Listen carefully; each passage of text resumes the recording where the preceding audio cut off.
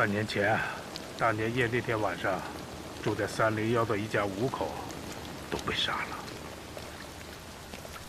在结案之前，这里将一直封锁。这里就是……上楼吧，来。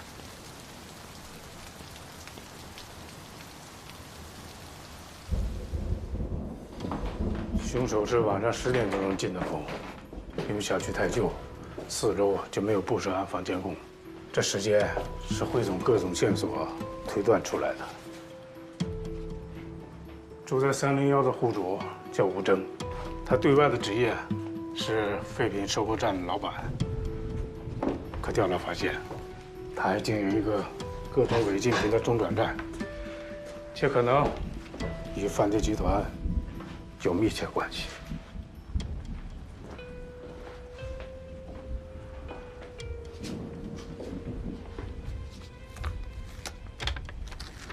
现场没有发现强行闯入的痕迹，不出意外，是吴征给凶手开的门，他们很有可能认识。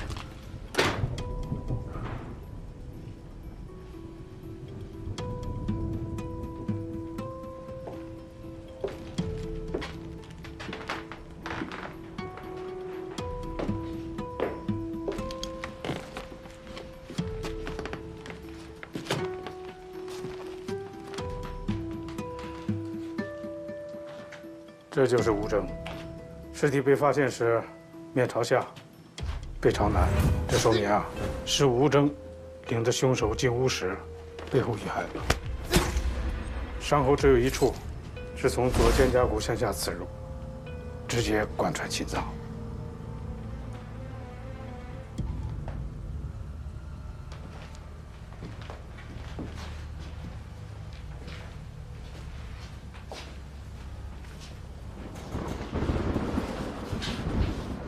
这是吴征年近70的母亲，她应该是听到了门庭传来了某种声音，或许是吴征的叫声，她便从沙发那起身向门厅走去。凶手迎面给了她2刀，一刀卡在第6、第7根肋骨间，没有伤至脏器。凶手调整了第2刀，从圆颈处呢平行刺入，造成了长达12公分的贯通伤。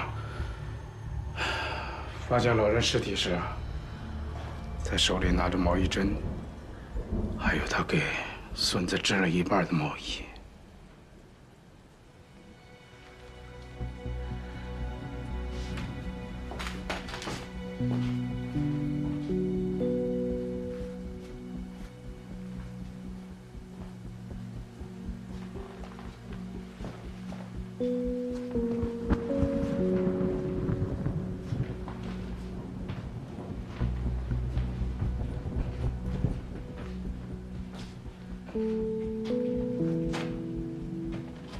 吴征的妻子任静，当时正在这里跟2个孩子玩，她不知道外屋发生了什么。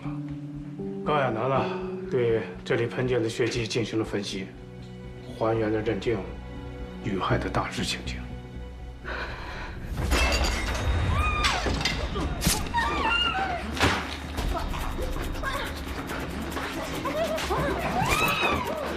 据推测，凶手是将任静推到门边，自左至右划开了他的喉咙，长达24公分的伤口将他2侧的动静脉全部割裂。高亚楠认为，任静被割喉到尸体死亡间隔1分钟左右，至少在30-40秒里，他还有意识。正是在这30-40秒里，他亲眼见到自己7岁的女儿和4岁的儿子死在自己面前。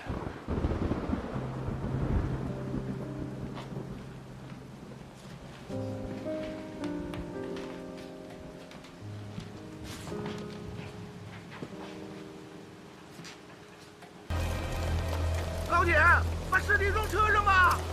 不行啊，尸体明显被移动过，你现在抬走的话会破坏现场啊！拿走吧，拿走吧，拿走，拿走，走。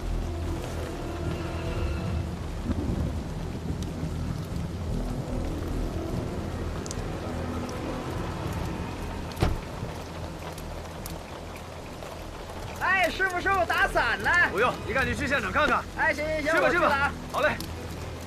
老关，老关，现场都这德行了，你也没招了吧？现场还是会留下一些痕迹的，等亚楠和技术队完工再说吧。好。周队，今天雨这么大，现场的绝大部分痕迹会不会都被冲走啊？你和老刘往这干嘛来了啊？就是，正好今天。哎，老关。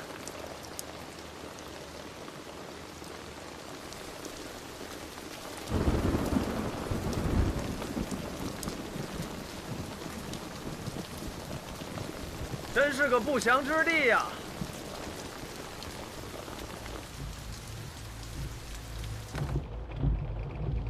哎，董涵，消息可靠吗？派出所那边说了，肯定是命案。这个命案哪儿都有，这主要是能不能上头条啊？小罗给我发了照片，你们看一下。我已经找交管局的姐们查了，你们猜这个车主是谁？谁呀？谁呀？李地森。李地森，而且死的还是一男一女。一男一女啊？银少李呀，这个花花公子，近来他不正跟网上那个长爱打得火热呢吗？哦，如果这个女的要是长爱的话，那可就劲爆喽！肯定劲爆。不过，这么严重的案子，咱能进去吗？别人肯定没办法，但我绝对没问题。你？看我的。那你小心哦。哎，到时候万一出了状况，得让总编保我啊。啊，行行。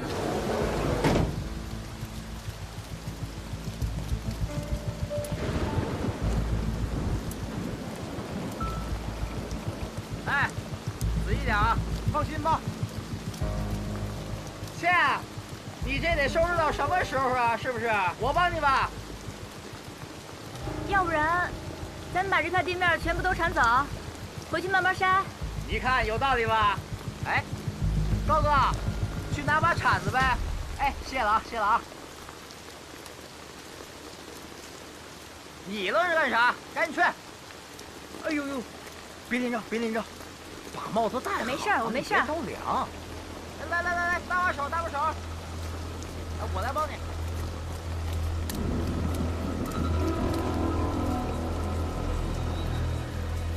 来，往这里装。哎，快点儿！哎呦，切，我屁股进雨了。哎呦，我的妈呀，真凉嘿！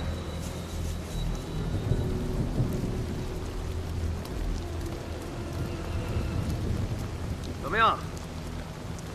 哎呀，一男一女遭同一利器戳刺致死，男的自左后脑枕骨刺入，穿过枕骨刺入了脑干；女的主要2下，第1下划破了左侧的颈动脉，造成了车内大范围的血迹喷溅；第2下自颅顶骨、颞骨和蝶骨的交汇接缝位置刺入，是致命的一击。2者死亡时间基本一致，都是在凌晨1点到2点之间。遇害后，2具尸体都被重新安置过。颅顶骨、颞骨还有蝶骨，就是太阳穴，整个颅骨骨板的一点。对，就是颅骨最脆弱的部位。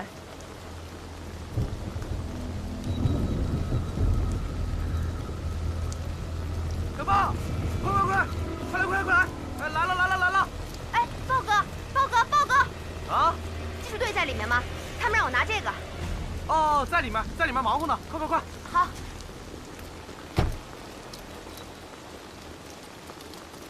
同志，等一下！你好，那个我们是记者，请问这里发生什么状况啊？哎，我们正在工作，你们不要靠近，好不好？哎，您等一下，我们知道这个4号院之前也死过人，和今天这个有没有什么关联啊？哎呀，我们正在工作，都告诉你了，赶快回去啊！请回，您再说一下吧，哎。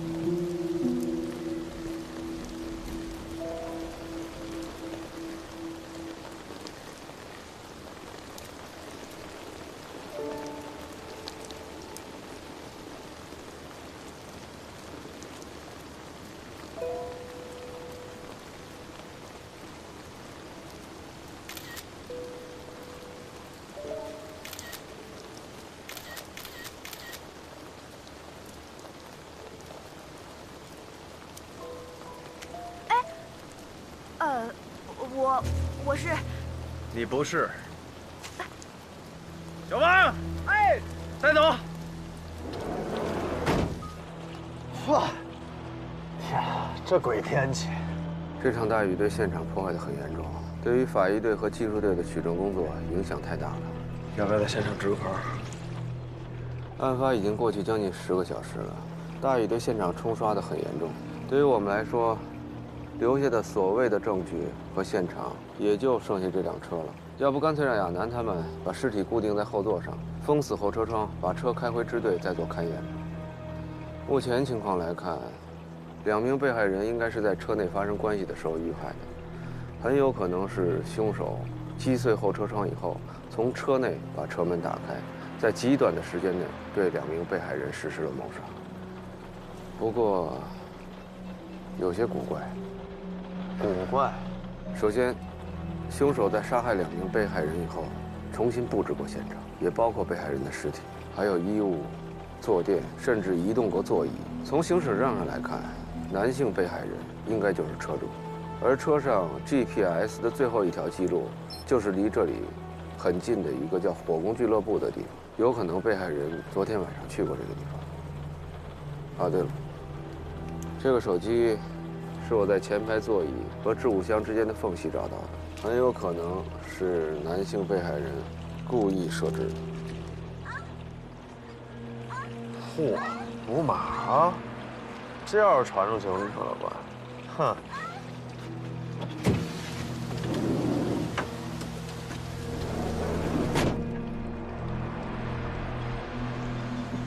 说话说的不是时候，伤口上撒盐，你最在行。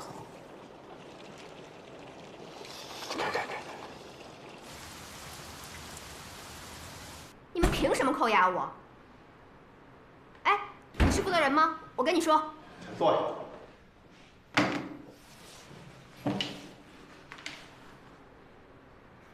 这位同志，我是一个有国家新闻总署核准资格的记者，有权知道事实的真相。你们没权扣押我。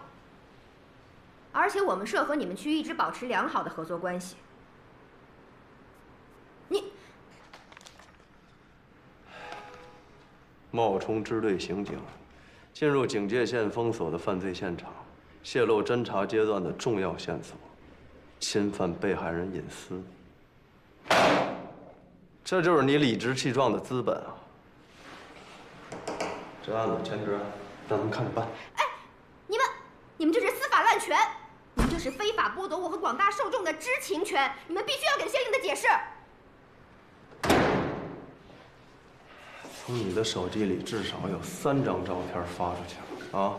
你知道这些侦破阶段的重要案情发出去，让凶手看到他会怎么做吗？我告诉你，他可能会销毁证据，也有可能会马上出逃，甚至在你们的宣传鼓舞下会继续作案。你要是脸皮够厚的话，把这些说辞对被害人家属说去。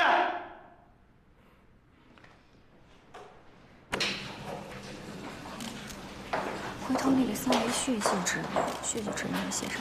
怎么样？关队，置物座椅上发现了3维血迹指纹，应该不是凶手的，他不会把自己指纹留在车里。哦，我们还发现了几枚胶字指印。胶字指印，果然，他对自己的手指部分做了处理。师傅，这李成2人遇害案新闻已经上了10多万了。谁？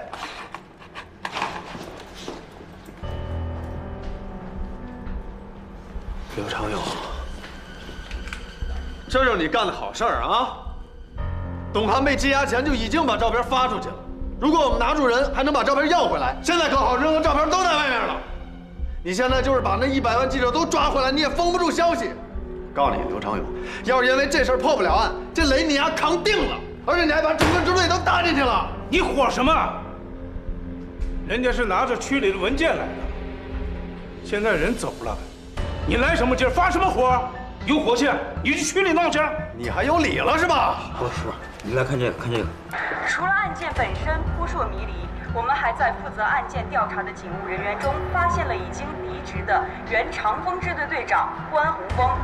近半年前，关宏峰正是因为其孪生弟弟关宏宇作为213灭门惨案的主要凶嫌遭通缉而受到牵连。至于其何时回到支队工作，以及担任什么职位，长风支队尚未做出任何解释。刘长勇，你他妈是不是诚心的？你什么意思？哟，咱们不生气。部队，老关呢？我问你，关宏峰。哎，就你嗓门大，这全楼道都听见了。这大家都辛苦了一天了，就不能体谅体谅？别体谅了，快点吧！你看看这是什么？都已经这样了，你再嚷嚷也没用了，只能尽快破案，才能平息这场舆论风暴。来，都坐吧，说说情况。哎，你干嘛去了？我刚才在听刘队长的新闻发布会，顺便给交管局打了个电话，调取了一下案发前后现场区域的监控录像。来，快点。经尸检确认，两人的死亡时间可以精确在凌晨1点20分左右，死者的身份均由技术队确认。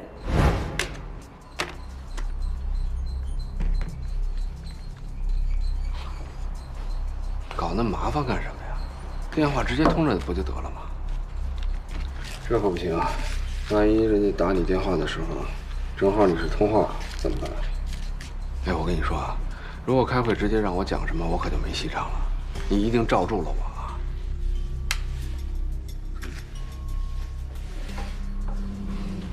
等一会儿听我怎么说就是了。轻点儿。男性死者左后脑枕骨处有明显的戳刺伤，该凶器呈三角形锥状，尖端为60度的夹角。凶器在刺穿枕骨后，接连穿透了小脑和大脑枕叶，造成了严重的颅内出血。车内虽然有迷奸药，但是女性死者初步的血检没有检验出类似成分。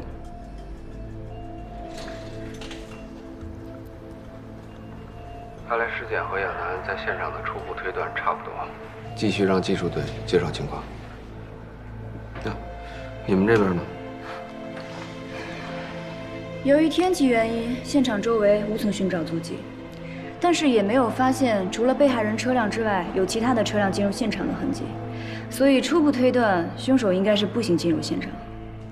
从织物座椅上提取到的3枚血迹指纹均为女性被害人的，身份确认得知男性死者李立生，23岁，著名企业家李善一的独子，曾经因寻衅滋事被我局治安支队拘留。被媒体长期爆料出与演艺界多名人士发生不正当关系。女性死者常梦冉，也就是前一段时间在网络上一度高调出位的常爱，19岁，无前科，也没有犯罪记录。这个是常梦冉的证件照。当然，从现场获得最重要的物证，是被害人在车前座夹缝中用来偷拍的手机录下来的案发视频。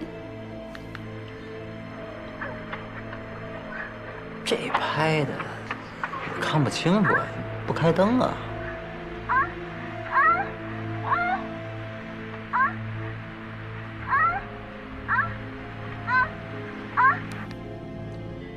刚给大家播放的这段视频是节选之后的。之前李立生曾经一度因为要录制视频，打开过车顶灯，后来在常爱的强烈要求之下关掉了。从播放的部分视频中，你可以看出，案发的时候，也就是2名被害人发生关系的时候，前排座椅是被推到最前方的。但是在杀害2个人之后，座椅被凶手还原了。移动中发生的震动使手机从夹缝中掉到了座椅下面。不过从后面的视频里的声音可以判断出，凶手在车里大概整理了有12分钟左右。整个过程当中，凶手没有发出过任何声音。直到我们警方赶到现场的时候，再也没有拍到任何有效信息。问技术队左后车窗是被什么打碎的？那车玻璃呢？根据您的要求，我们拼凑整合了现场玻璃碎片的局部。通过破损处的形状，初步推断出车窗应该是被一个边长为0.25厘米左右的等边三角形锥状利器打破的，和凶器形状一致，等边三角形锥状，60度夹角。真的是破窗器吗？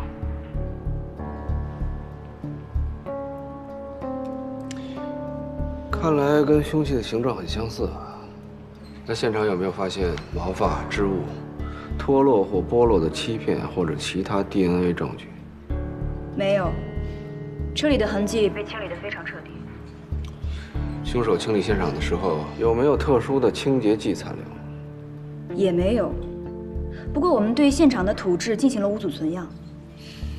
这部分意义不大，不过还是例行问一下，被害人的财物、饰品什么的。那被害人的财物啊、饰品什么的呢？没有遗失。那个长爱她，长爱是自愿与李迪生发生的性行为，当然从黑灯瞎火的视频也听得出来哈。在他遇害之后，没有发现任何性侵害的痕迹。不求财也不好色，你看。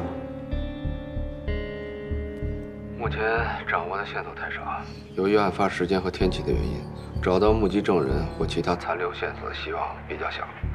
但还是要辛苦各位外勤探组，尽可能的在周边多做一些走访工作，扩大范围。另外，我已经通知交管局调取监控，这部分技术队跟进一下。从视频里来看，凶手的特征很模糊，尤其是看不清楚凶器的形状。哎，对了，技术队在这方面能做进一步处理吗？恐怕不行。如果我们把视频交到市局总队的技术部，或者是专门的物证鉴定机构的话，那么可以得到高度的锐化处理。总队那边的技术队跟咱们差不多，干脆直接送物证鉴定中心吧。物证鉴定中心那边我去，那边我熟，我会让他们尽快给我结果。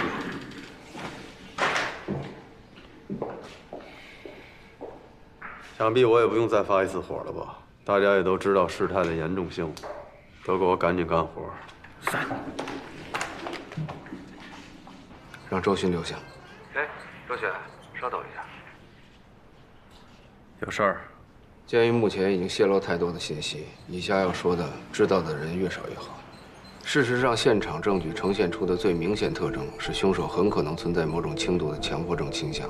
如果说清理现场是一种反侦查手段，那么叠放被害人衣物、整理座椅靠垫以及还原座椅位置一类的行为，则带有很突出的个人性格特征，也就是我们可以称之为犯罪标记的一类特殊行为。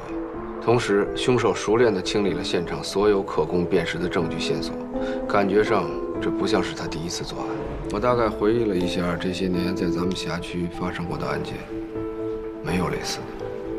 那我去市局请示，调动警力，去核查近5年全市范围内有类似特征未结的命案。周队，办公室。先等会儿行吗？顾局来了。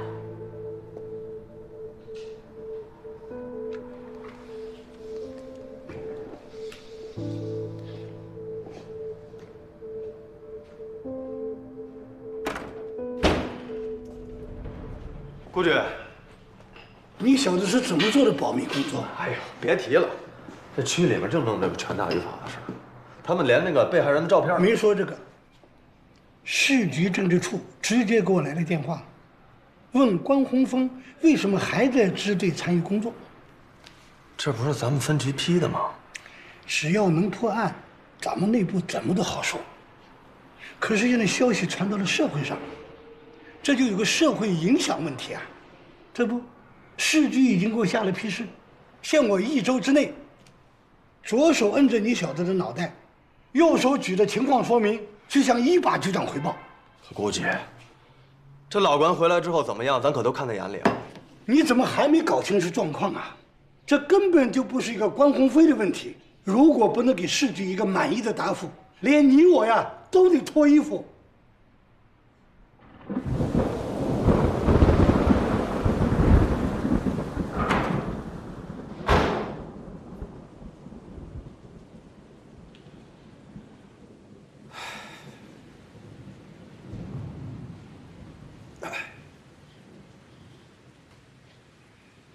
你贿骗的事儿之前没有通知市局，现在市局要求1周内破案，否则不止你一个人离开市队。所以现在时间非常的紧，要是查遍市局档案，还没有发现类似的案件的话，那就呈报公安部，在全国范围里查。凶手绝不是第一次作案，他不止杀了这2个人。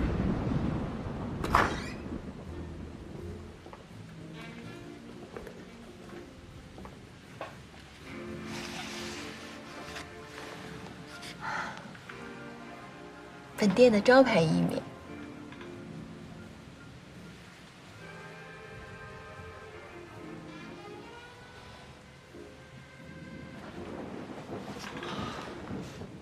你别像看犯人一样看着我。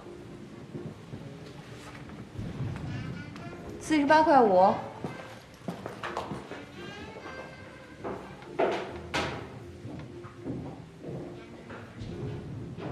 你能不能把筛查范围缩小一点？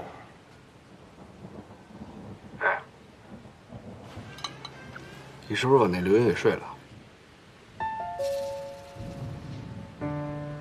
啊？我说你能不能把范围缩小一点？气候特征、目标特征和行为特征，那就是暴雨、深夜以及幽会的男女，这3者共同构成了一个近乎理想的犯罪环境。情侣约会自然是要避人耳目，深夜户外人迹稀少，而暴雨则会把目击者的几率降低到几乎为0。所以说，我不认为案发这场暴雨只是偶然的巧合，很可能是凶手刻意的选择。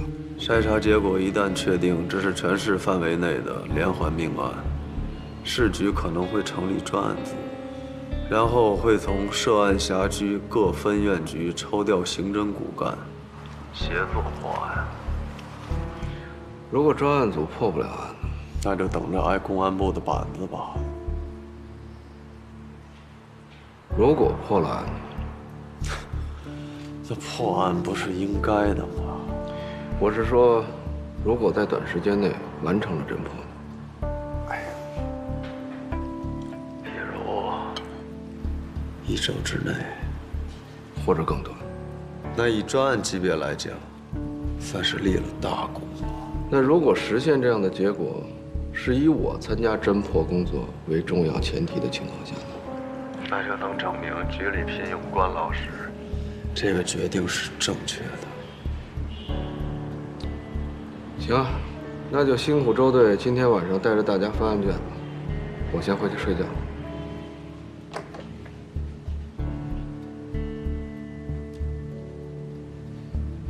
被害人是一男一女，车窗也被砸碎了，然后他案发时间大概是在凌晨的2点多钟，里面所有的痕迹也被打扫得干干净净，而且尸体和物件也都被重新摆放过，这案情都差不多啊。啊，老郑，你说这个并案侦查有什么实际效果吗？在我看来，这就是1起案子啊变成4起凶杀案了。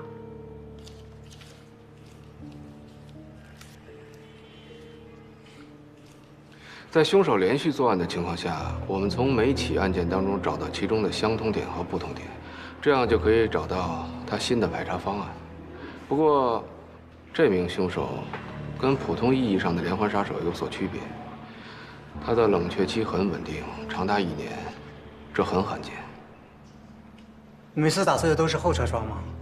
是的，就连被害人坐在前座的那次，凶手也是打碎了车窗的后座玻璃。看来跟天气一样，也是凶手刻意做的选择。那有没有可能是因为在车辆出厂的时候，这个后窗的车膜已经做过这样处理了，所以车主不会再贴车膜了，所以凶手会觉得后车窗更容易被击碎？有这个可能，说明凶手从第1起案开始就已经具备了相当成熟的犯罪技巧和超高的反侦查能力，而且这么多起案子，他一直保持步骤一致。前2次难免还会有些不一样吧？你们昨天的这起案件当中，推测凶手摆放尸体以及清理车内使用痕迹大约用了12分钟，但他第1次用的时间似乎更长一些。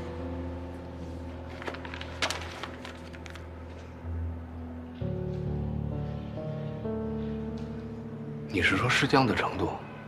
应该是。就是说，最快也要等被害者死了1个小时以后。看来这名凶手第1次处理现场不太熟练啊。2位大师啊，咱们先暂缓学术讨论啊，先看看有什么价值的这个排查线索没有。从视频上来看，凶手是名男性，大概1.8米左右。从他处理尸体和案发现场，可以推断出他应该有轻微的强迫症倾向。虽然他是步行进入现场的，但是依据现场的案发时间和地域环境，可以看出他应该是有自驾的工具。凶手应该不低于40岁，正在或曾经从事着跟刑侦类有关的工作。能够在这个时间段四处游荡，应该是独居，或者跟年长的父母同住。冷却期有点长，那也不排除他有正常的家庭生活，因为过长的冷却期可能会让他的犯罪冲动更难以节制，这样犯罪的频率也可能产生变化。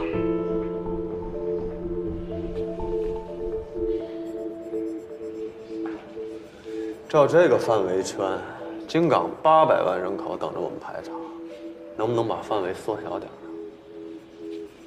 中队，送来的监控视频里查到一辆车，看看去啊。走。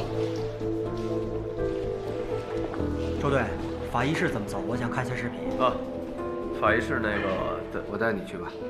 好。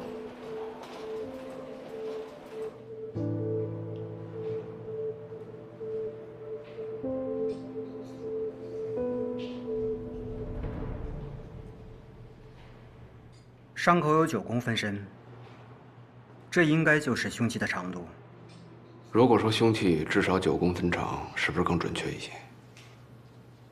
向阳那本卷我还没有看过，但是海港区这2起，被害人的伤口深度都没有超过9公分。试想，凶手想要利起戳穿有颅骨保护的头部，必定会用尽全力。而凶器一旦穿过颅骨，力量惯性自然会导致贯通到底的结果。但凶手不一定是使用身体力量实施的伤害。虽然视频里面看不清凶器，但从持械的手臂来看，应该不是发力的姿态。视频里凶手是用什么东西抵住被害人头部了吗？差不多。应该是某种可以单手持握的压力装置，而且不只能使用一次。那就是电子压力装置。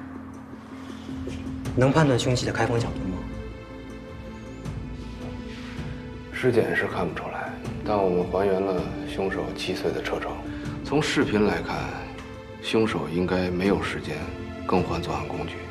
如果击碎车窗的和凶器是一种工具的话，应该是某种夹角60度的3棱锥状头。60度角，倒是符合破窗器的规格。我也这么想。凶手很可能是把破窗器改装成了一种依靠电子压力装置驱动的凸刺锥。可惜这对排查似乎也没有什么帮助。谢谢高法医。顿顿，还有一件事儿，这是李迪生的尸检总结。这个给周巡就行了吧？事关重大的案件，还是给能用得到的人才好。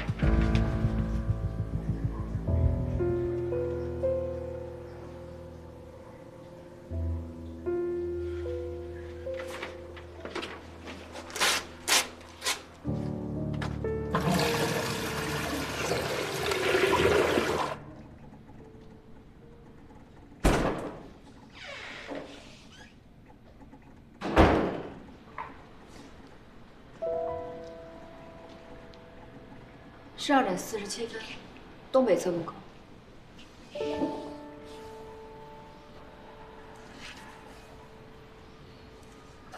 先把牌照记下来，找到车主做下排查。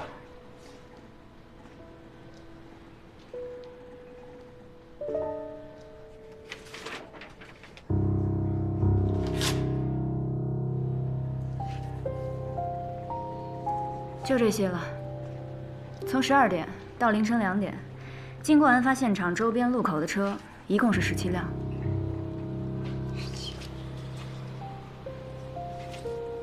有没有觉得哪辆特别像啊？不好说，先都排查一遍吧。那这样吧，把那个车辆登记给我，我带人去做走访。监控有拍到被害人的车辆吗？什么时候进入现场的？还没有查到，有可能12点以前就进入现场了。也可能，凶手从火攻俱乐部就开始跟踪了。什么意思啊？即使凶手随机的选择目标，那他也应该选择人群聚集的场所，确定目标之后再跟随，而不会四处乱逛凭运气。既然凶手可以谨慎到清理现场，那么即便他开车，他应该也不会大意到在案发的时间里把车开到有监控的区域里。那我们把调取监控的范围扩大，同时专门调取火攻俱乐部周围的监控呢？不管怎么说，先从监控里找被害人的车。如果凶手跟踪被害人的话，只要按着被害人生前开车的路线，应该就能找到凶手的踪迹。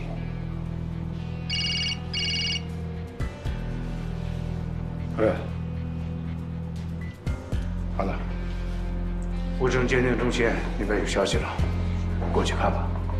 我跟你一块儿去吧。哎，老刘，外边都是记者，走车库啊。啊，一起去吧。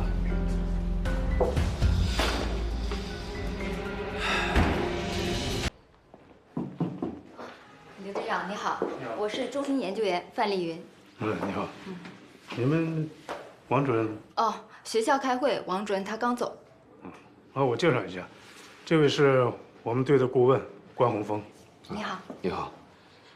请问那个视频处理的怎么样？哦，我们对视频做了高解析度的锐化处理，而且做了像素审核。在音频方面，我们消除了暴雨的背景音，你们看看吧。不好意思啊，我现在看这个不太适应。你也去吧。政务是警察不能回避的。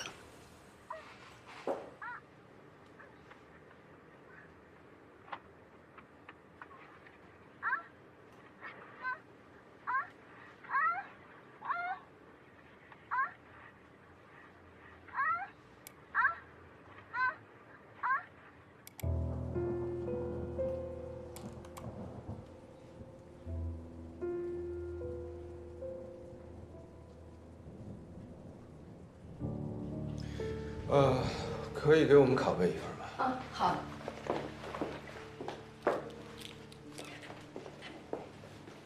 我刚才看到视频里凶手所用的凶器好像是个深色的盒子。根据车内环境分析，应该是红色的。那这盒子上面好像有文字吧？也许是商标一类的，这个可以还原出来吗？目前整体视频效果已经是我们处理能力极限了。这种局部还原要等王主任回来之后要探讨一下，看看有没有可能找到相对清晰的画面做静态模拟，但结果呢，不太好说。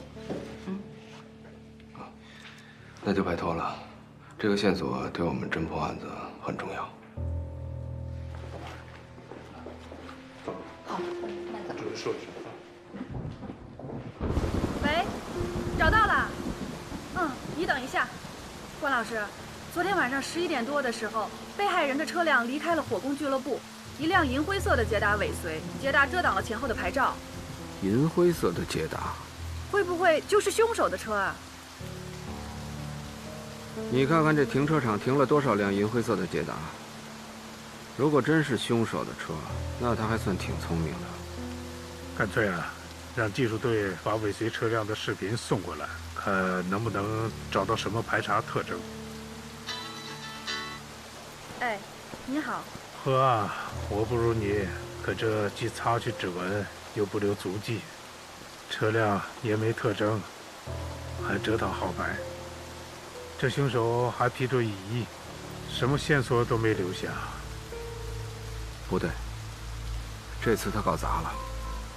是因为拍下了视频？不只是视频。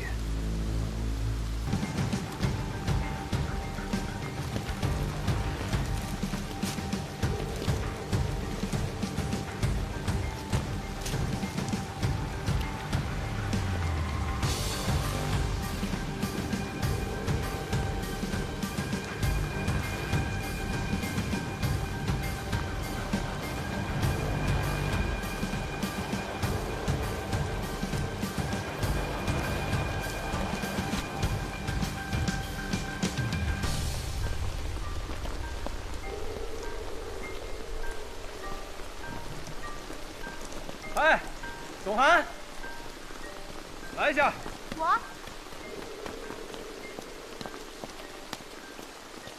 我不对你动粗，并不是因为你是记者，是因为你是个女人。跟我来吧。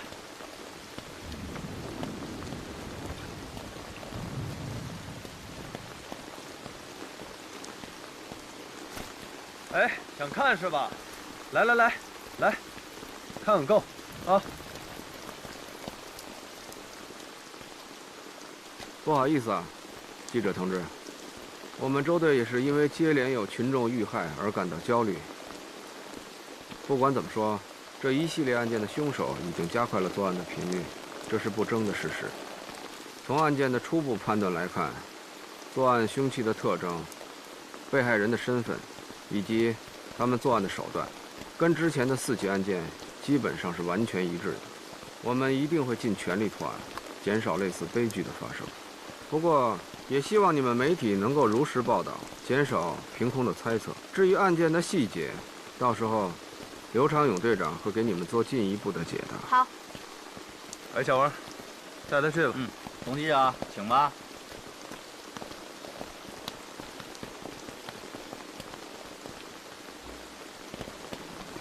很明显，这是一个完全按照媒体公布的案件特征作案的模仿犯。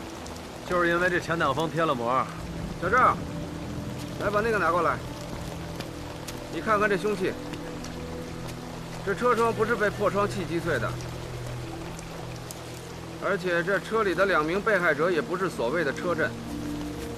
从被害者随身携带的证件来看，男的叫徐建国，女的叫曹艳茹，2个人就住在北边的小区里，来这儿应该只是回家前停车。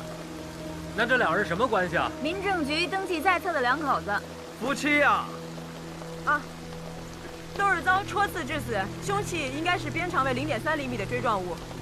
凶器倒是一样啊。不太一样啊。之前几案中，凶手使用过的凶器，不管是不是改造过的破窗器，用于戳刺部分的长度应该不超过9厘米，而这次死者伤口中最长的贯头伤纵深超过了12厘米。很明显啊，凶手只注意了凶器形状的吻合，却忽略了长度。那凶手要是想这回推陈出新呢？即便是如此，也不能改变他明显的作案特征。你们看，这车里一片狼藉，凶手在杀害2名被害者以后，并没有重新摆放尸体，也没有重新整理里面的物品。那我们利用媒体对外声称是同一案犯所为，就是希望这2名凶手能够放松警惕，啊。总比让他们了解更多的案件细节要好得多吧？咱现在不管是不是车震杀手干的，我们辖区内可又多了1起命案。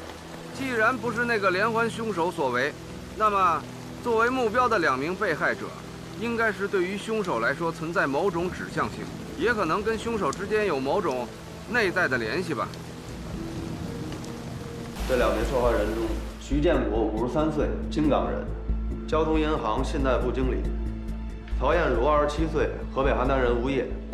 登记记录上显示，这对老夫少妻结婚还不到1年。这2个人呢，是去年10月份登的记，登记的时候还附了一张财产协议，就是在有生之年与徐建国离婚的话，曹艳茹自愿放弃一切财产主张。照这么看啊，这姓徐的还真趁俩子儿啊。徐建国的工作记录倒是没有什么纰漏。目前能查到的，他的房产有2套，5大国资银行都有他的开户记录，已知存款大概是500多万。我们现在再看一下他的基金理财状况，然后就去古顺那方面跟进。哎，那个曹艳茹从舞蹈学校毕业之后，曾一度留校任教。她是去年初辞的职，和徐建国结婚之后，开了一家广告公司。哦，刑天广告。对对对，案发车辆是登记在徐建国名下的，曹艳茹名下登记的是一辆红色的科鲁兹。曹艳茹的车不在小区里。据她的保姆反映，他们俩的婚姻受到了周围亲戚的一致反对。徐建国那个跟曹艳茹年龄差不多大的女儿，甚至一气之下出了国，在曹艳茹的私人物品里找到了一张存折，不过好像也没剩多少钱。再就是，从银行记录来看，1个月以前，曹艳茹就把银行的存款从30万举到了27万。这是官队找到的典当合同。1条卡地亚手链，1块经典款江诗丹顿女表，还有1尊红珊瑚观音像牌件。这3样东西典当价值总共是16万5。半个多月以前以现金的方式将这笔钱付给了曹月茹。我和关老师去了刑天广告公司，发现3个月以前，因公司与城建集团合作的地面广告项目，所以向华夏银行申请了一笔小额的10万元贷款。但是大概2周前，银行就批准了这笔款项自监管账户转至城建集团与刑天广告公司的共管账户名下，但是随后就被刑天公司以暂借款的名义给取走了。公司的财务告诉我们，这笔钱是曹艳茹让他们提出现金并且取走的。这好几十万呢，难道他是打算换辆车？这么大笔钱，我们在他住处却没有找到，而且也没有任何记录显示他把钱转到了什么地方，或者转给了什么人。27万，加16万5，再加10万，这是多少？53万5。那也就是说，大数是50万。那你们觉得这50万能干什么呀？当了戏了，抽走了贷款，应该不会是买车，倒像笔应急的钱。老夫少妻，难道是勒索？哎，现在甭管怎么说啊，这人也没了，是钱也没了，所以我认为不排除他生前遭到勒索的可能性。韩明，你觉得呢？啊？我是问你怎么想的。不好意思，刚才没在听。不过，曹艳茹的车去哪儿了？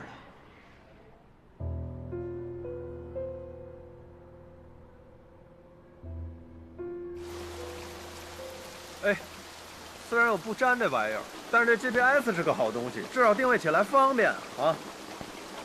就是这辆。这光找着车也没用啊，关键谁把它开来的呀？那我去保安这儿看看监控啊，看看能不能找到司机，啊，我先去了啊。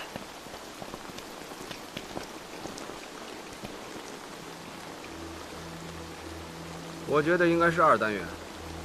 我感觉是3单元。我转了一圈，这辆车只有右前胎上有泥，估计是拐过来的时候要在路边上的泥地开过来的。之所以这么开，肯定当时对面是停了车的。也许就是晚上小区居民都回来的时候，所以他拐过来就停下了，应该就住在离这车很近的地方。你为什么觉得是3单元？3单元楼门口是个很窄的死胡同，好进不好出，进去之后没法掉头，而这边却相对开阔些。就因为这个？不，因为这个。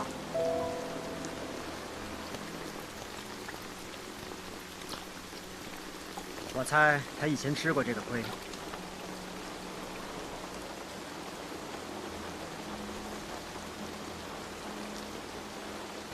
哎，这2位大师要是能告诉我门牌号码的话，哎，我赵金城就天天烧高香拜着2位了。这事儿恐怕要麻烦小周了。不是的，我们家没有车。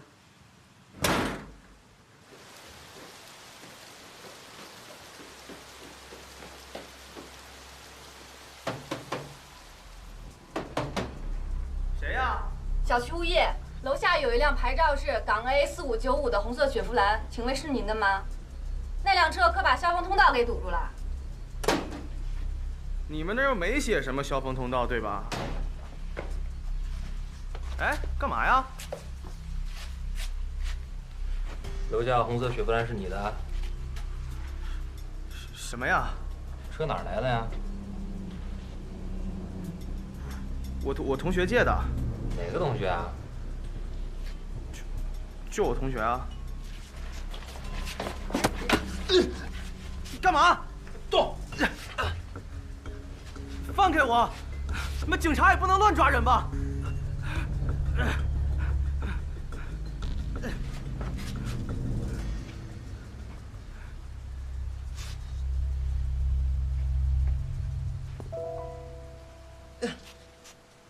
动！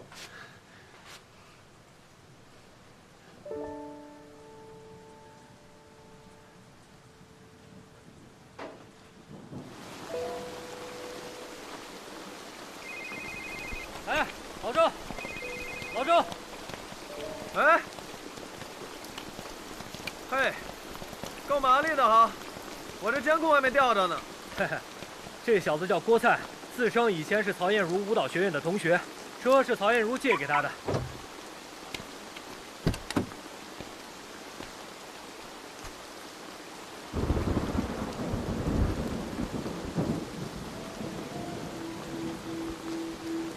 这车什么时候借你的？就前2天吧。看着不太像。他为什么要把车借你？他可能，反正他平时也不开。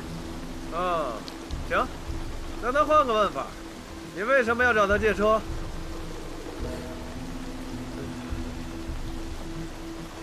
周队，关老师让我给您的。哼，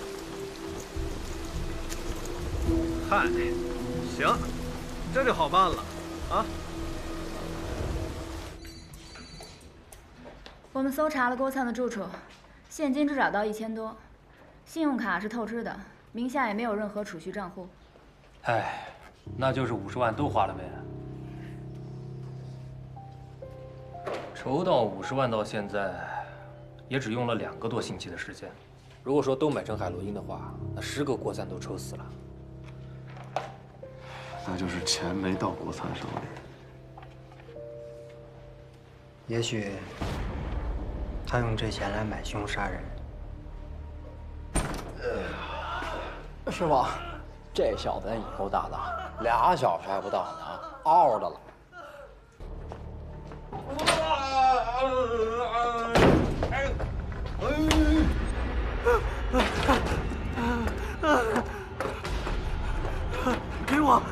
给我！没那么容易吧？嗯？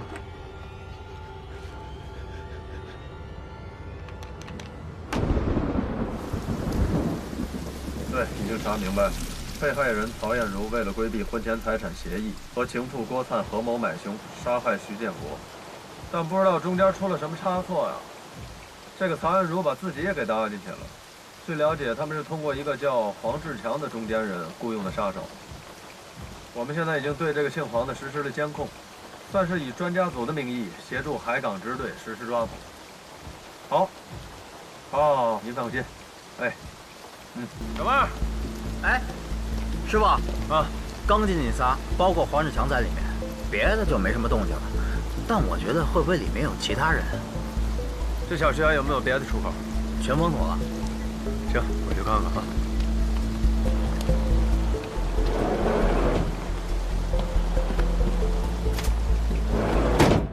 周队，宝贝啊，给我来支酒。来给我。辖区内特勤刚给我返回消息，韦伯豪4号楼606的咨询室是个幌子。黄志强可是道上有名的中间商，像他这样的人啊，弄2把喷子不是什么难事儿。你呀，还是老老实实把龟壳给背上吧。哎，免了吧啊，齁沉的。穿上倒躲不开了。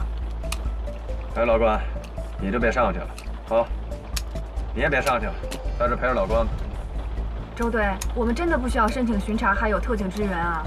2个支队在这荷枪实弹，有备而来，再叫增援，不怕是笑话啊！各组注意，疏散楼道的居民，行动！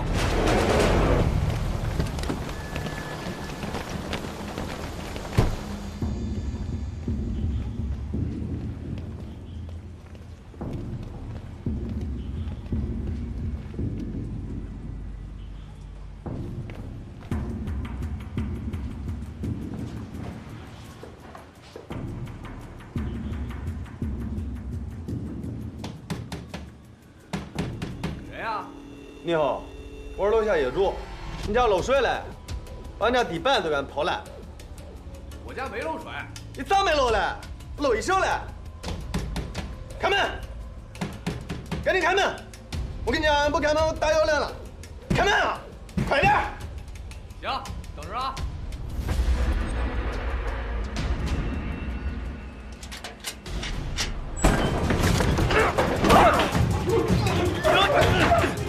别动，都别动！别动！别动！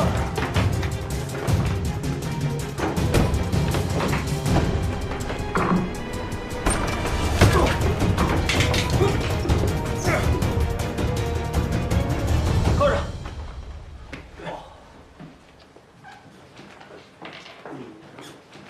哎，老周，哎，搞定了，搞定了。啊。哎，过来，怎么才4个，还少1个呀？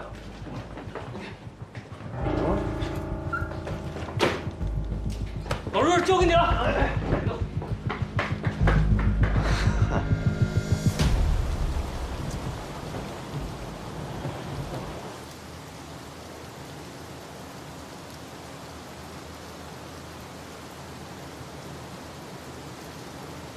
咱们还是别往里进了，抓捕行动毕竟有风险。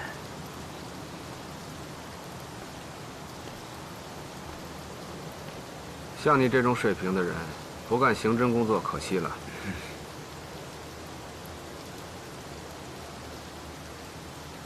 我弟弟的案子你知道吗？有耳闻。你觉得里面有什么疑点？案件细节我不清楚。不是因为是我弟弟，我只是觉得这个案子里面有很多说不通的地方。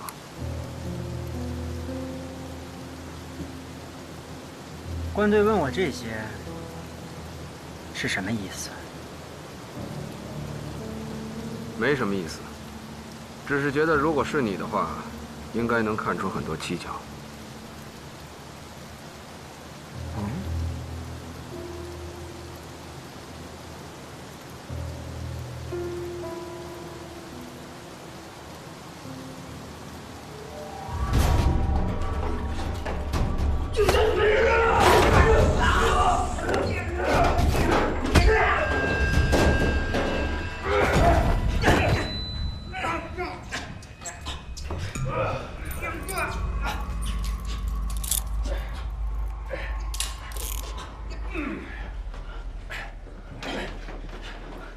不好意思，官队，漏了一只啊。这没事吧？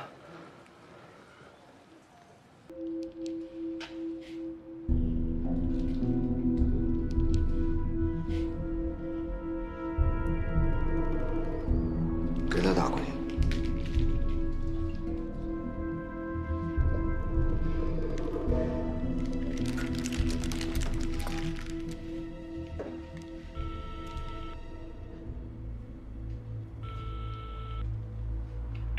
姓王的。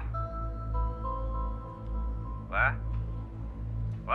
哎，那个强哥不在，有什么事儿跟我说。那钱你还好意思要吗？啊？废他妈什么话呀！我们活干得那么漂亮，凭什么不给钱？剩下那20万，一个子儿都不能少。瞎他妈嚷嚷什么？啊？一会儿把警察都嚷嚷来了。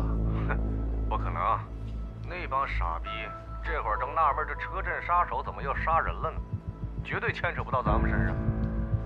白痴！你说什么？我说你白痴，谁让你把那女的杀的？不不是网上说那个杀手从来都是杀一男一女的吗？再说了，我们多杀了一个，又没让你加钱。加他妈屁钱啊！啊！你把雇主都杀了，还他妈好意思要钱啊？啊？你事先也没说他就是……别他妈废话！我告诉你，这买卖算是赔到家了。强哥说了，20万没有，最多10万跑路。啊，拿着钱赶紧滚蛋，避避风头再说。兄弟，你这别跟个娘们儿似的唧唧歪歪了，银行转账容易被查出来。这样，我拿现金给你，咱找个安全的地儿交易一下。啊，拿了钱赶紧离开京港。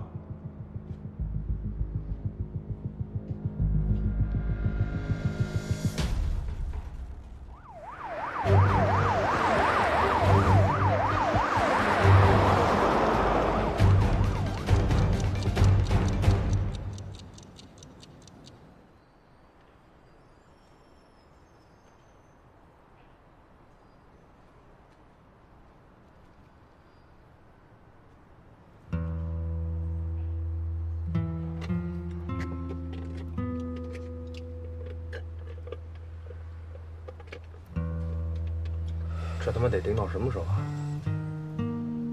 别废话。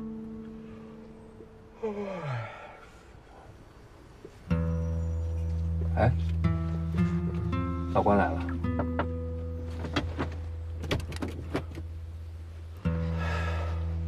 我说老关，你这买贴膏药买到爪哇岛去了啊？这大半夜的，药店很难找啊。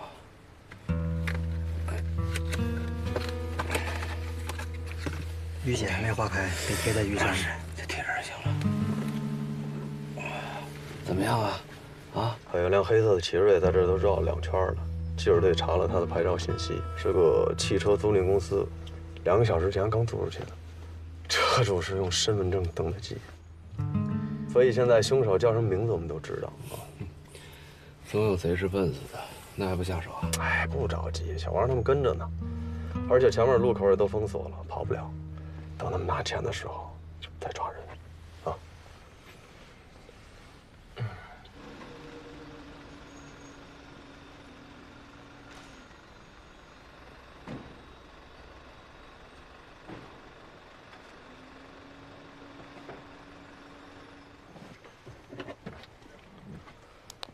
保险柜，保险柜，保险箱边上停辆垃圾车，你看见没？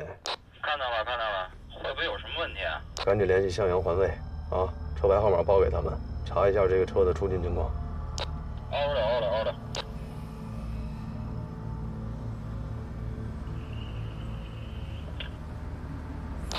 核实过了，是正常的清理工作。那什么，出勤车辆和出勤人员都准确无误。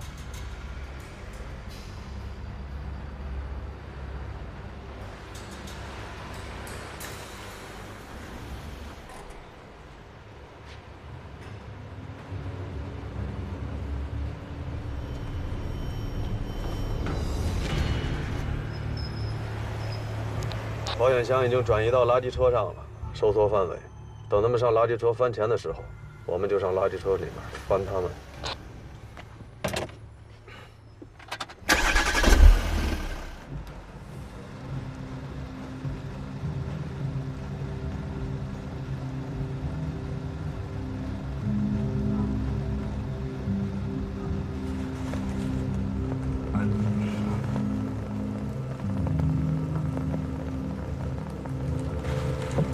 哎呀，这你妈什么味呀！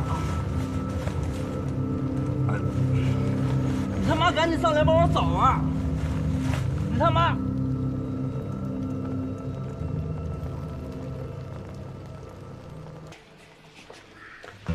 喂，华子，我是洪凤啊，想麻烦你，咱们局里能不能帮忙调取一下春节期间案发周围5公里范围内的监控录像？时间是30晚上9点到12点。哦，多谢啊。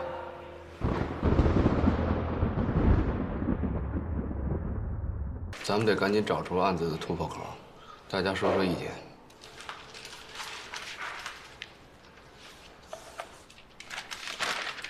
为什么都一样啊？你说什么？连续作案的凶手会随着作案次数的增加逐渐完善技巧。可这名罪犯尽管第一次作案后清理现场时间稍长，但技巧上几乎没有什么改善。没错，凶手从第一次作案就已经具备了非常完善的反侦查技巧，这一点确实罕见。那会不会凶手之前还实施过其他类型的犯罪，只不过没有伤及人命，所以我们并没有筛查出来？当初案件的筛选标准是什么？暴雨的天气、幽会的男女、清理的现场，反映出强迫症的特征。听上去，只有第3项属于犯罪标记。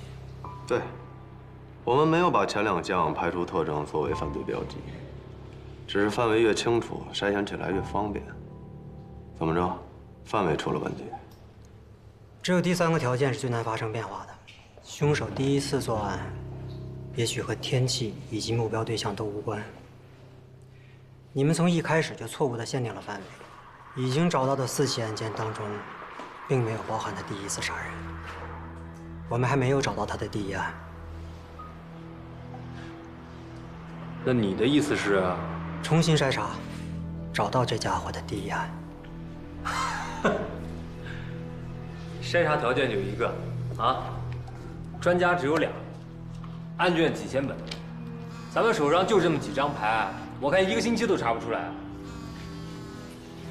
暂时放弃筛查除命案之外的其他暴力性犯罪案件，优先审查这次组卷号的。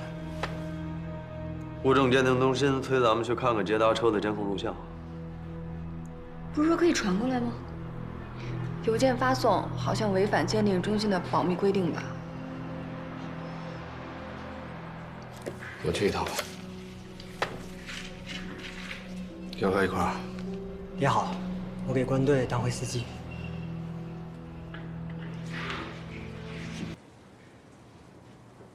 哎，你看这还原度这么高，这应该是……好像是不能灵异类的挂件，可惜没拍到凶手的面孔。目前也就倒车镜里面的挂饰是我们作为排查线索最有价值的东西。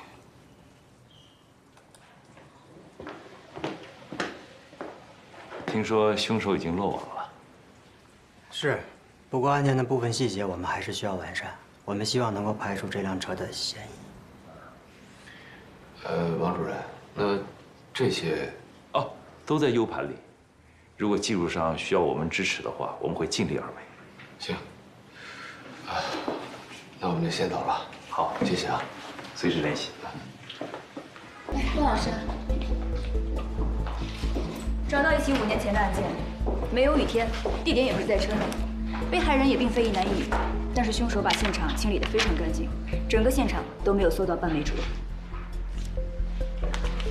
确实很像，冷却期很稳。而且卫生间的毛巾和香皂都使用过，之后又整齐地恢复了原位。即便是在会反侦查的罪犯当中，这种情况也是非常罕见的。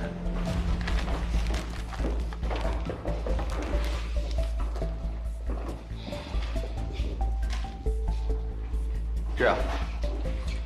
留一部分人把剩下的案卷筛查清楚，其他人跟我回支队。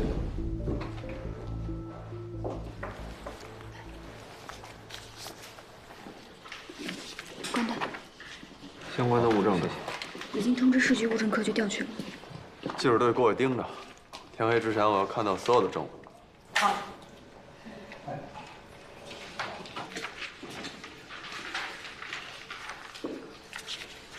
来，说说案子。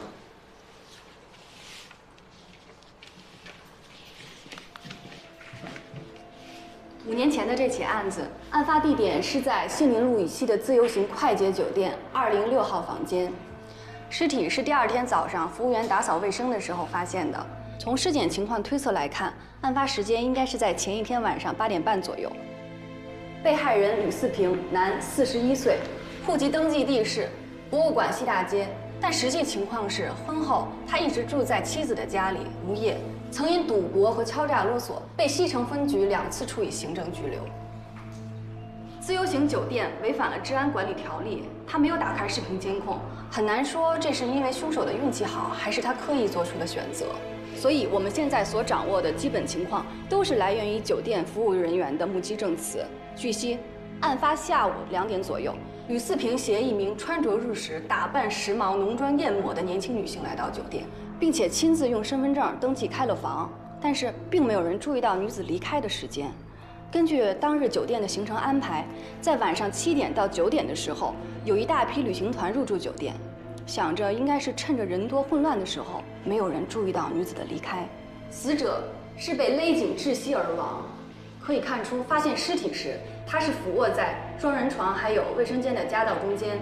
可以看出，他的左腿是蜷曲的，右腿是伸直的。值得注意的是，死者的指甲被清理过，也就是说，死者在被害的时候，很可能因为反抗，所以指甲里留下了凶手的皮肤细胞。就凭这一点，就不是一般罪犯做得出来的。不光是如此，凶手在清理现场的时候，不但清理了所有的指纹，连被害人的指纹也清理掉。而且他还重新摆放了屋内所有的物品。我们现在有充足的理由怀疑，这是杀害李迪森的凶手第一次实施的谋杀。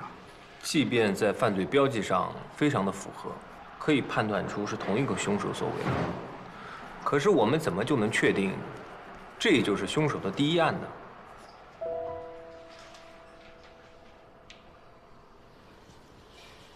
凶手作案后，把整个房间收拾得整洁有序，确认由尸体像烂泥一样卷伏在地上，这体现出凶手对被害人极度的侮辱和藐视。也就是说，只有这一案明显暴露了凶手和被害人之间可能存在着某种情感上的关联。行了，我知道了，马上去啊。市局政治处来了，老刘，你跟记者队盯着物证科，我过一趟，你们继续。我们查到这个吕四平曾经因为敲诈勒索，被西城区公安分局行政拘留过。当时有个共犯叫高亮，笔录上说是他的发小。找到了，这个高亮去年因为寻衅滋事被判处有期徒刑2年，目前正在京港3监服刑呢。那得了，咱俩去探个监呗。好。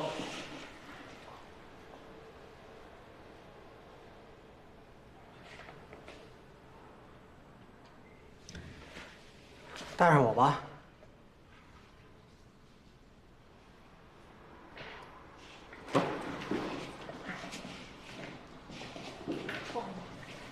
哎，那我怎么办？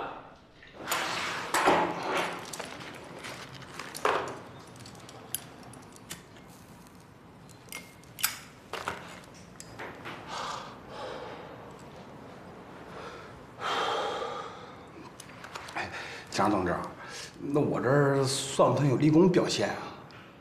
还想接着抽吗？哎，就那么一说。四平是我发小，这小子屁股上哪边长了痣，我都知道。您想知道什么，尽管问。你们俩因为敲诈勒索被拘留过，说说当时具体情况。嗨呀，当时哥俩就是冒充联防，抓点那个打野炮，这个搞破鞋的。干了几起啊？别提了，一次都没成。你这哥俩当时也不知道啊，08年那会儿就已经取消联防编制了。一次都没成过？我是没成。四平好像是成过一次，有个家伙跟老同学在车里打快炮，正好被四平逮个正着。那家伙可能是怕丢了工作，或者是怕老婆知道吧，不但把身上所有的钱都给了四平，连手表都撸下来了。那男的好像是个什么大学的老师，反正后来四平又管他要过几回钱。那人开的什么车？这个，他好像跟我说过是富康啊，还是帕萨特、捷达、凯美瑞。对，捷达。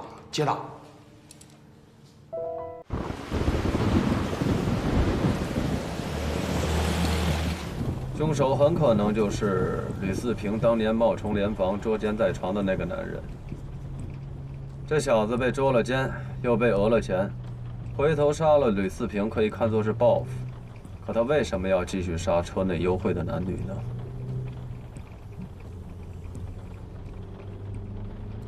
周队，能麻烦您开下灯吗？我想再看看案卷。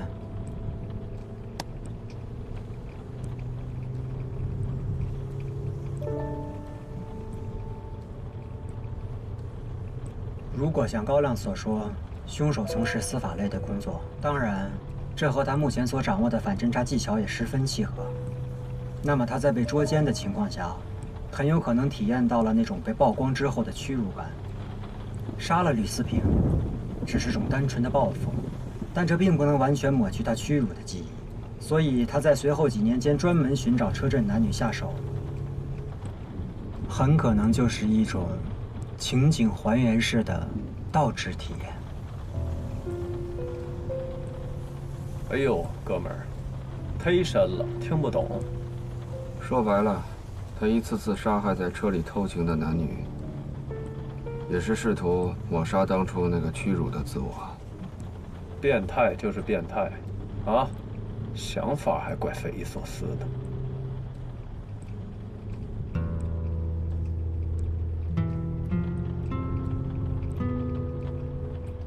呀，这都7点多了，咱们回队里之前先在外面吃个饭吧。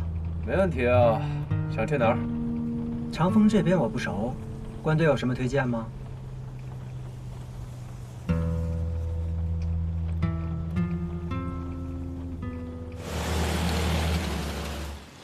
老关啊，我真不知道该说你什么了啊！你就带咱吃这个，这要传出去，不让人海港支队人笑话吗？我还不知道你吗？出门兜里都不超过100块钱，你能请我们吃什么？我告诉你，今儿随便点，刷卡。不好意思，老板，我们这儿不能刷卡。不能刷卡啊？对。你看你找这地儿，卡也刷不了。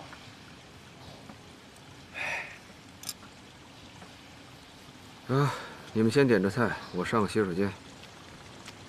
哎，不是老关，周队。哎，不能刷卡，可以用支付宝，大店小馆都可以。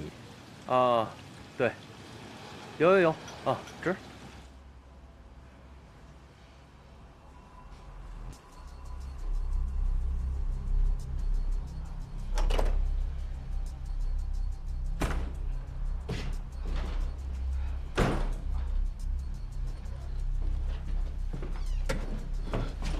没事吧？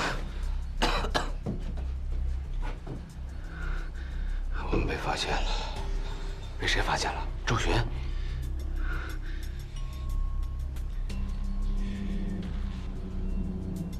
韩冰，那个韩冰，识破我们了。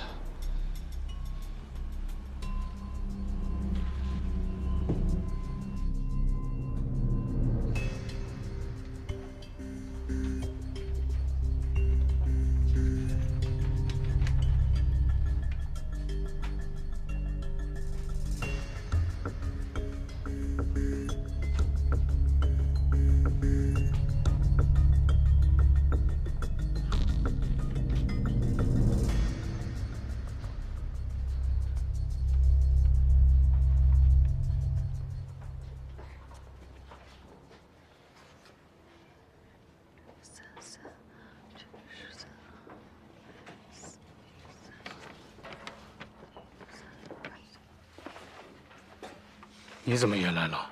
别这么没日没夜的。有这空闲，应该回家休息休息。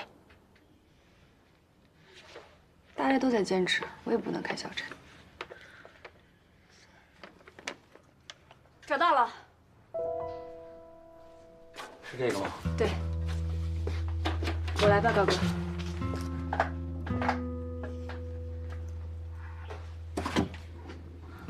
让一下。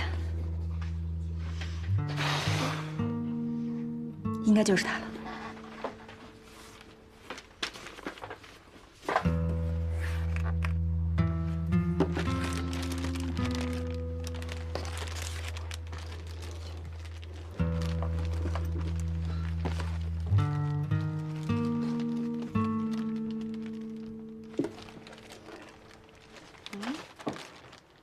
房卡。你确定那韩冰发现咱俩的事儿了？不但发现了，而且一直有意无意的在帮我们。为什么呀？哎，你不说他就是一个……摸不透。怎么讲？虽然从犯罪心理的侧写理论中，刑侦人员可以模仿罪犯的思维结构的方法是存在的，但是杀了吕思平，只是种单纯的报复，但这并不能完全抹去他屈辱的记忆，所以他在随后几年间专门寻找车震男女下手，很可能就是一种情景还原式的倒置体验。在实际的侦破过程当中，完全纯粹的站在主观的立场出发，揣测某种反社会人格的思维模式，其实是很难实现的。这你不也能做到吗？常年在一线工作的刑警，如果具备比较前沿的学术水平，是可以实现这一点，但他也要经过非常严谨的推测和理论。但是他不一样，他完成的太过轻松，太过写意了啊！你的意思是说，他完全就是本能的思维？那这个韩冰跟那个变态杀手属于一种人？不知道，总觉得他很难猜测。我们可以不特意提防他，但千万不能放松警惕。对了，有个事儿我一直忘了问你。媒体知道破窗器的事儿，是你透露给董涵的吗？我说哥呀，你怎么就不相信我呀？我告诉你啊，别说什么破窗器，我什么都没向那个董涵透露。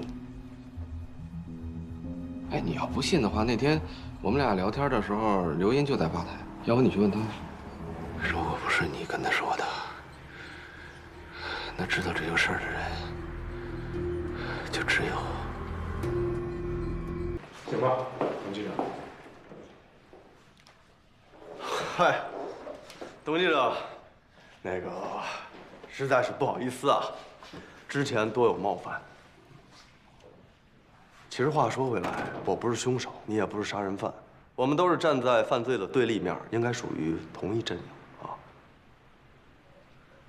啊。坐下谈。来，坐。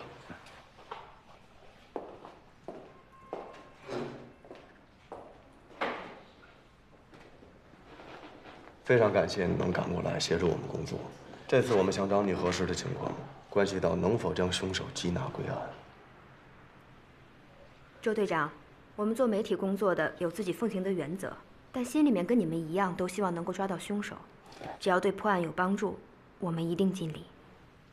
那先感谢了啊。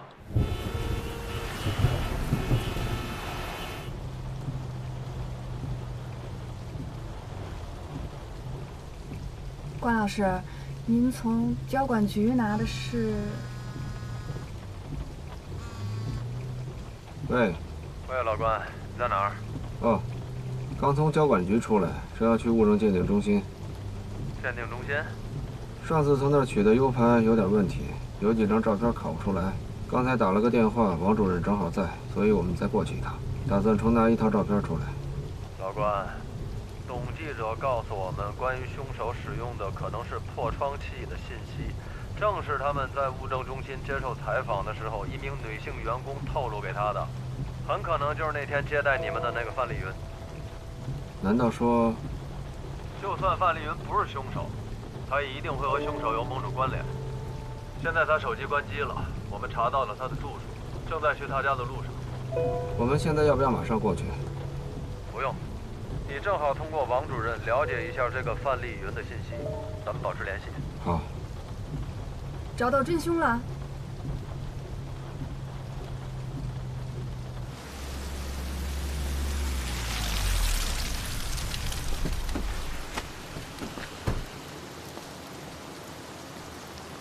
关队长，你好，王主任。不好意思啊，没想到光盘会出问题。这回我拷贝了2份，一份在光盘里，一份在 U 盘里，耽误你们工作了，实在不好意思。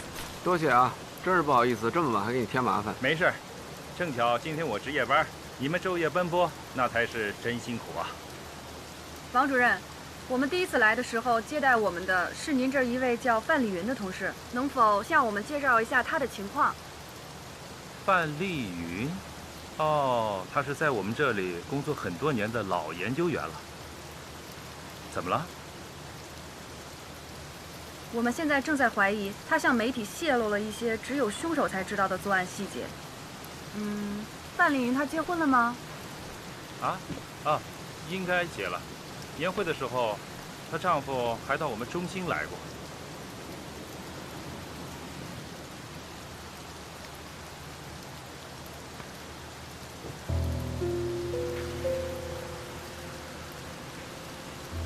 王主任，这辆捷达是您的车吗？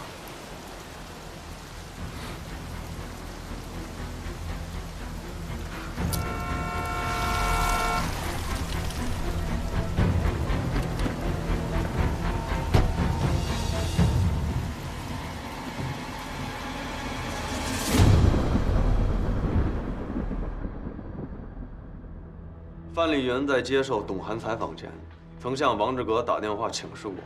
王志革告诉他，可以把警方告诉鉴定中心的案件细节透露给媒体。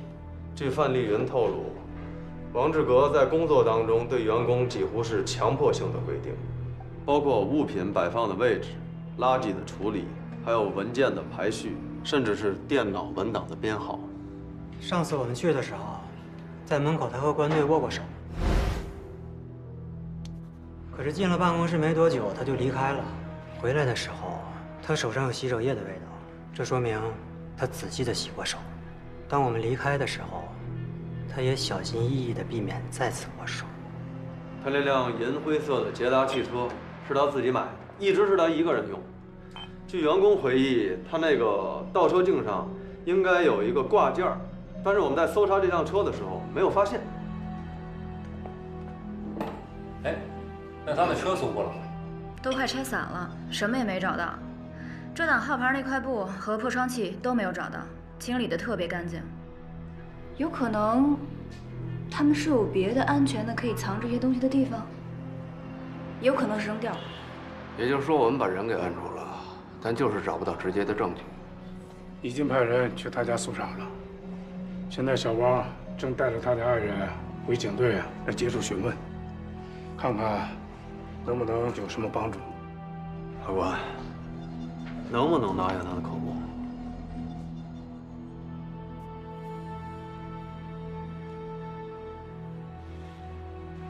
王志革属于有较强反侦查能力的暴力型罪犯，在抓捕现场，他既没有逃匿，也没有拒捕，长期从事鉴定的工作。他很清楚，即便我们控制了嫌疑范围，控制住他，他也没留下任何可能会给自己定罪的证据。不管怎么说，我们还能扣押他48个小时。老郑，这点小事儿就交给我吧。行，给你个机会。真难想象，这个凶手竟然离我们这么近，而且他看上去也太正常了。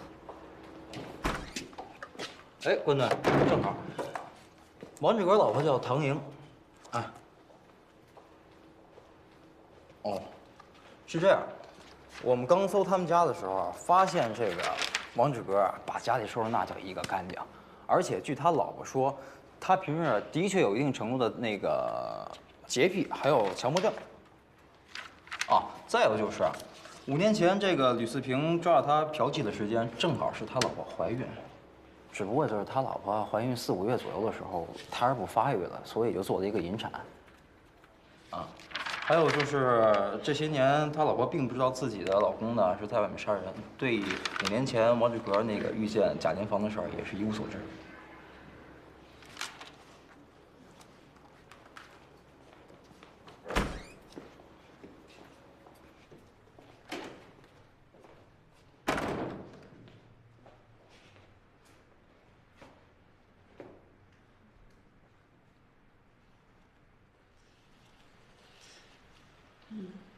这么多年来，您从来没有发现您丈夫有什么异常之处吗？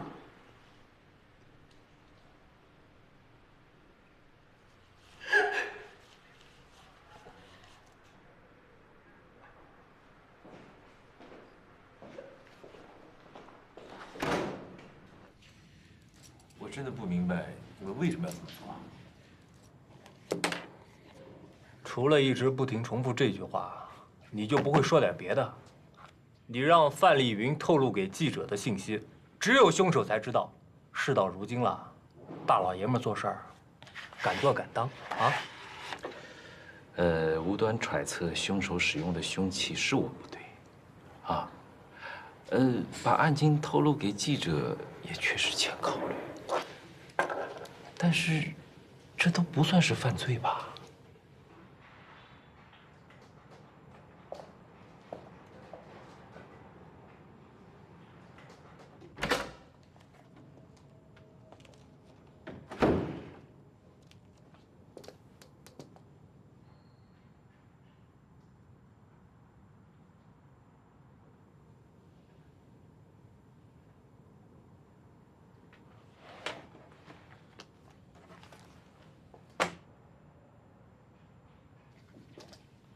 怎么，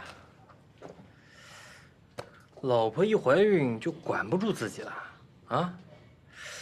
不过我也奇怪了，你说像你这么爱干净的男人，怎么能受得了那种脏兮兮的女人呢？啊？哎呀，你不要以为你可以逍遥法外，我告诉你啊，我们还会找到自由行酒店的员工，让他们指证你。我们还会调取全金港所有的监控，到时候一定会找到跟你有关联的视频。你的路已经走到尽头了，我不会给你任何无谓的希望啊！你杀了9个人，等待你的只有法律的制裁。杀了那么多人，你的良心上就没有一点自责和不安吗？啊！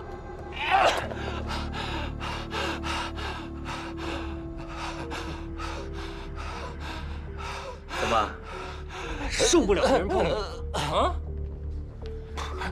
我告诉你，一会儿我们就把你从这儿带走，送到看守所。到时候你就会发现，在那里有几十个人、上百只手在等着你，你迟早会招着你。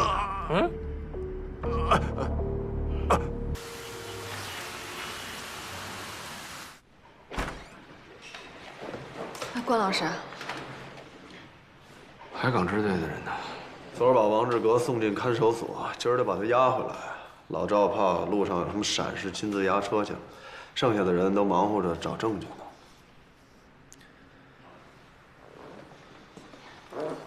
目前2个支队撒出去将近10个探子，去查这个王志革5年前的老同学。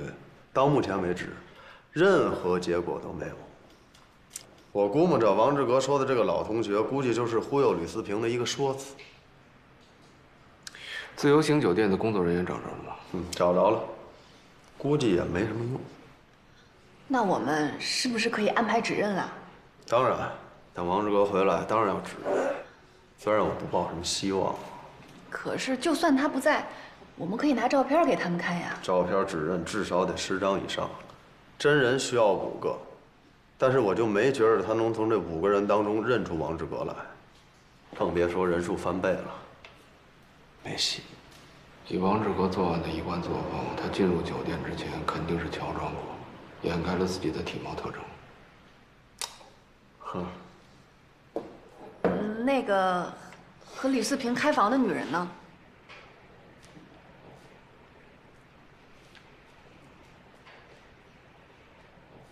是不是唯一可能认识那个女人的吕四平已经死了？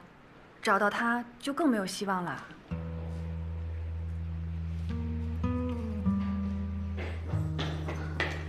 关队、周队，找到了，证据找到了。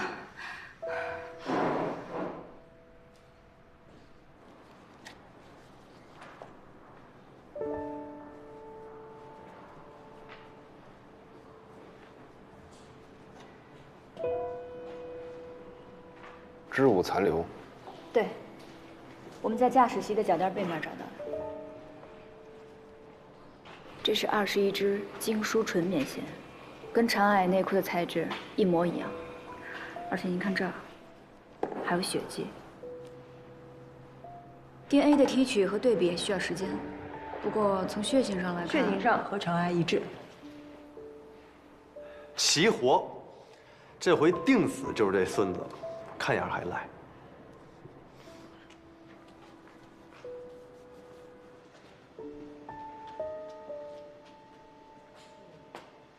小赵，不错啊，越来越好了。怎么了？辛苦辛苦，哎呦，总算能透口气了。差不多了。这天天的老流眼泪。我给你看看。沙眼。什么傻眼？疲劳过度。对不起，这个物证恐怕不能用。昨天把王志革接回来以后，我特意去了物证室，取了被害人的衣物拿下来，跟车里的织物做了比对。可能当时我不小心掉下来的吧，让大家空欢喜一场，不好意思啊。老关，你怎么会？怎么？难不成你还想将错就错啊？我跟你说啊，要想做证据呢，不难。我可以帮你做个更逼真的。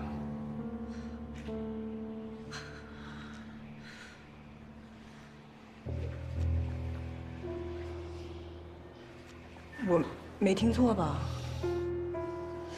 什么玩意儿啊？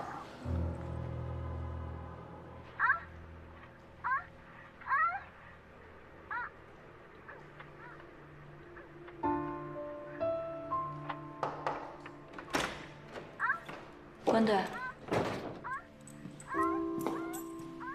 当年在房卡上检验出了4组不同的指纹，但是没有王志革的，对吧？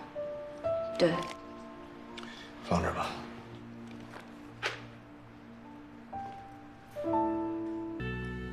5年前，你被勒索，给你的内心烙下了创伤，于是你开始了强迫性的杀人，来抹去你内心的屈辱感。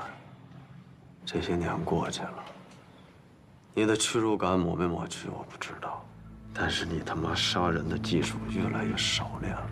你利用专业上的优势，消除线索，甚至给出误导性的信息，使你的案子成了他妈悬案。这使你的内心越来越兴奋，你越来越膨胀，同时你也越来越空虚。直到你看到媒体把李地森的案子炒得沸沸扬扬，你依然坚信你没有露出任何的破绽，你甚至亲自给出信息，来给我们警方和媒体。你是不是觉得你自己特别他妈天才？你是不是觉得你做什么都天衣无缝？你是不是觉得你甚至给出再多的信息，我们也定不了你的罪？我告诉你，你想错了。我们已经确定了，你就是杀害这9条人命的真凶。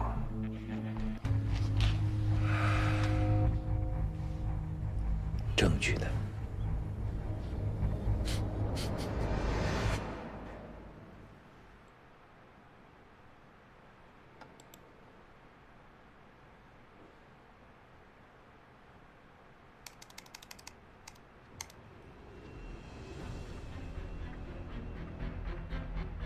你注意到他的手指了吗？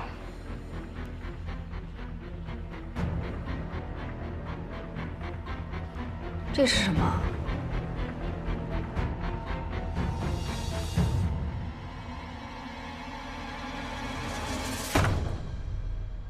把他手铐打开。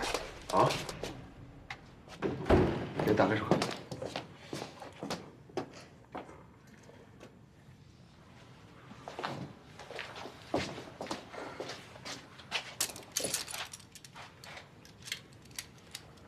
轻点，轻点。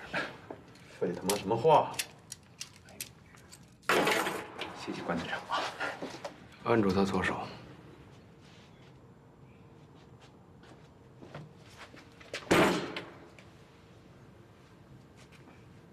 你这10年来，你有摘下过这枚婚戒吗？ 放开我！刀！别碰我！拿开你们的脏手！放开我！啊！别碰我！啊！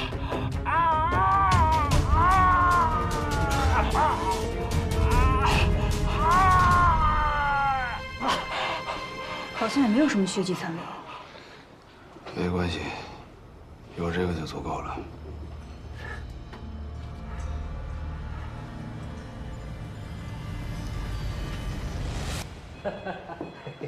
这真是个啊！哎呀，干得漂亮啊！戒指内圈里面有被害人的血迹，这证据啊，再次是不过了。市局那边给我来过电话，对咱们专案组的效率啊非常满意。说实在的，关队啊，看来你想走啊，也走不成了。